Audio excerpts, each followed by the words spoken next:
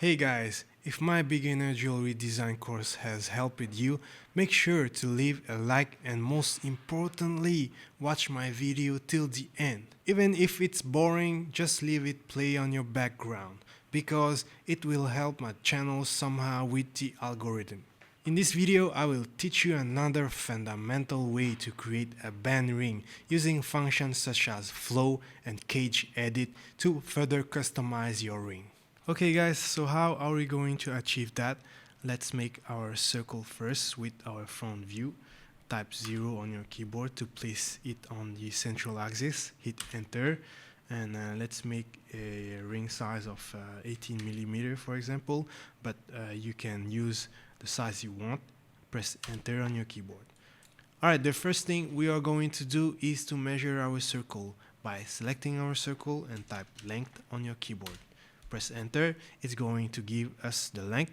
We are going to copy this measurement, and next thing we are going to draw a line on the bottom of our circle by using our polyline.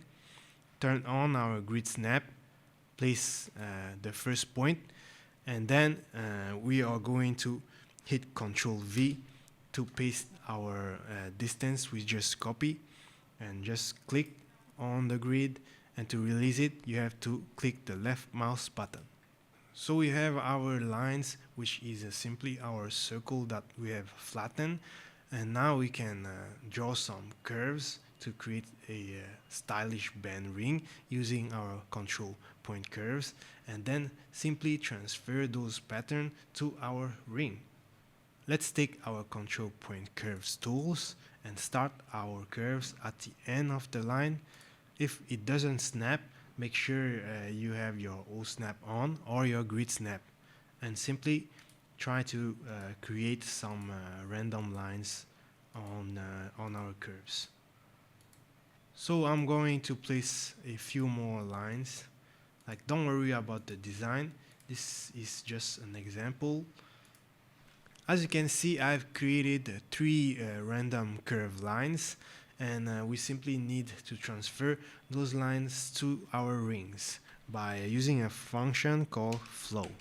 Just type flow on your keyboard, press enter, select the base curves, which is our polyline, which is just our ring, and just select it, and it's going to ask us to select a target curve. Our target is simply our ring. So the result is quite interesting, and what we can do right now is turn those lines into a 3D pipe by simply selecting one by one and go to this icon, our corner box icon, click on the drop down arrow and select round caps pipe, and it's going to allow us to select the radius, which is the size of our pipe. So let's type, for example, 0.6 millimeter, and just press enter on your keyboard, and then it's going to ask us the end of our pipe, the end radius, and just type 0.6 again and press enter once again. And we are going to do the same with other curves as well. So now we can change our rendering to see how it looks, and as you can see, it created a interesting sketch of a band ring. And if we want to get more detail, more designful, we can simply adjust those lines according to your needs. Okay, so if we want to transform our jewelry further, we can use another function called the CageEdit function, which you can find on the move icon. Just click on the drop down and you will find the CageEdit function here, or just type CageEdit on your command.